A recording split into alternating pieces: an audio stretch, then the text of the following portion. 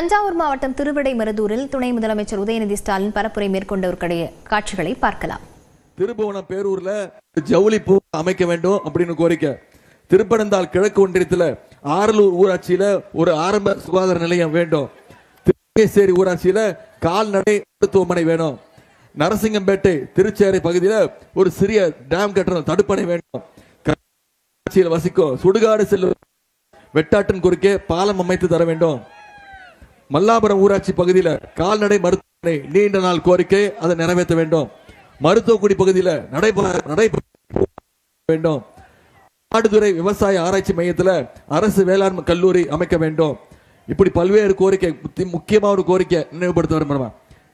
இது நம்மளுடைய தேர்தல் வாக்குறுதியில் இருக்கு. தேர்தல் அறிக்கையில தலைவர் அவர்கள் குறிப்பிட்டு சொல்லியிருக்கிறார்.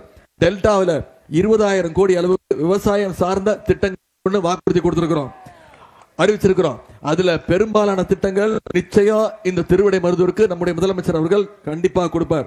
அதே மாதிரி சென்ட்டுக்கு குறைவான கோயில் நிலத்தில் வசிக்கும் ஏழை மக்களுக்கு குறைந்த வாடகை நிர்ணயம் செய்யப்படும். நிச்சயம் நம்முடைய தலைவர் அவர்கள் முதலமைச்சர் அவர்கள் இந்த திருவிடைமருதூர் தொகுதிக்கு நிச்சயம் செஞ்சு கொடுப்பார். இப்படி பல்வேறு திட்டங்களை செஞ்சு கொடுத்திருக்கிறோம். போன சட்டமன்ற தேர்தலில் சொன்ன வாக்குறுதிகள் அத்தனையும் நிறைவேற்றி கொடுத்திருக்கிறோம். அதுல சில வாக்குறுதி மட்டும் இங்க சொல்ல விரும்புறேமா. போன சட்டமன்ற தேர்தல் போது நாம சொன்ன முக்கியமான வாக்குறுதி பெண்களுக்கு விடியல் பயண திட்டம், அதாவது கட்டணமில்லா பேருந்து திட்டம். போன வாரம் நம்ம ஜெயிச்சோன்ன நம்முடைய தலைவர் முதலமைச்சர் ஆனோன்னு அவர் போட்ட முதல் கையெழுத்து விடியல் பயண திட்டம், பெண்களுக்கு கட்டணமில்லா பேருந்து திட்டம். இன்னைக்கு மகளிர் ஒவ்வொருத்தரும் இந்த திட்டத்தின் கீழே மாசம் 900 ரூபாயிலிருந்து 1000 ரூபாய் வரைக்கும் சேமிக்கிறீங்க. அது மட்டும் இல்ல, கல்வி முக்கியம். குழந்தைங்க பள்ளிக்கூடத்துக்கு வந்து படிக்கணும். படிக்கும் போது வெறும் வயிற்றுல படிக்கக்கூடாது, பசியோட படிக்க கூடாதுன்னு முதலமைச்சர் காலை உணவு திட்டத்தை ஆரம்பிச்சார். நம்முடைய முதலமைச்சர் 1ஆம் வகுப்பிலிருந்து 5ஆம் வகுப்பு வரை படிக்கக்கூடிய அனைத்து குழந்தைங்களுக்கும் கிட்டத்தட்ட ஒவ்வொரு நாளும் 19 லட்சம் குழந்தைங்க இதில் பயன்படுறாங்க. இன்னைக்கு காலைல ஸ்கூலுக்கு வந்தாங்கன்னா முதல்ல தரமான உணவு, அதன் பிறகு தரமான கல்வியை நம்முடைய அரசு கொடுத்துட்டு இருக்கு. சரி, பசங்களை பள்ளிக்கூடத்துக்கு வர வச்சுட்டோம், காலேஜுக்கு போனோம். அதுக்கு கொண்டு வந்ததுதான் கல்வி ஊக்கத்தொகை திட்டம். அரசு பள்ளியில படிச்சு எந்த காலேஜில் போய் சேர்ந்தாலும், தனியார் கல்லூரியா இருந்தாலும் சரி, அவங்க ஒவ்வொருத்தருக்கும் மாசம் மாசம் நம்முடைய திராவிட மாடல் அரசு 1000 ரூபாய் கல்வி ஊக்கத்தொகை வழங்கிட்டு இருக்கோம். 14 லட்சம் மாணவ மாணவிகள் இந்த திட்டத்தில் பயன்பெற்று வராங்க. இப்ப சமீபத்தில் 2 மாசத்துக்கு முன்னாடி நம்முடைய முதலமைச்சர் கல்லூரி மாணவ மாணவிகளுக்கு 10 லட்சம் மாணவ மாணவிகளுக்கு லேப்டாப் திட்டத்தை அறிவிச்சு ஒரே மாசத்துல கொடுத்து முடிச்சிருக்கிறோம்.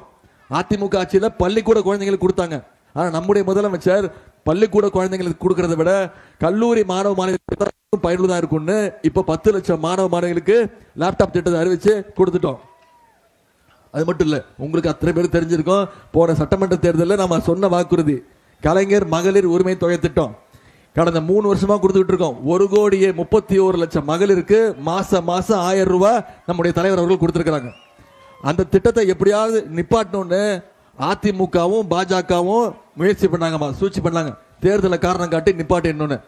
நம்ம தலைவர் என்ன பண்ணாரு, பிப்ரவரி மாசம், மார்ச் மாசம், ஏப்ரல் மாசம் சேர்த்து 3000, கோடைக்கால சிறப்பு நிதி 2000, 5000 ரூபாய் ஒரே பேமெண்ட்ல 1,31,00,000 மகளிருக்கு நம்முடைய தலைவர் கொடுத்தாங்க.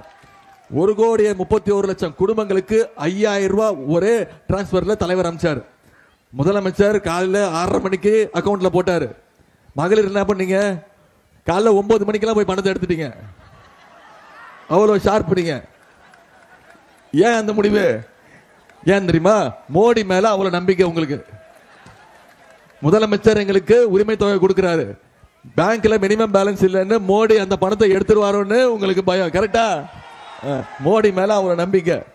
இப்போ நம்ம தலைவர் வாக்குறுதி கொடுத்திருக்கிறாரு, மகளிர் உரிமை தொகை நம்முடைய திராவிட மாடல் 2.0 ஆட்சி அமைஞ்சோடனே மகளிர் உரிமை தொகை 1000 ரூபாய் இல்ல, உயர்த்தி 2000 தர அப்படின்னு வாக்குறுதி கொடுத்திருக்கிறோம்.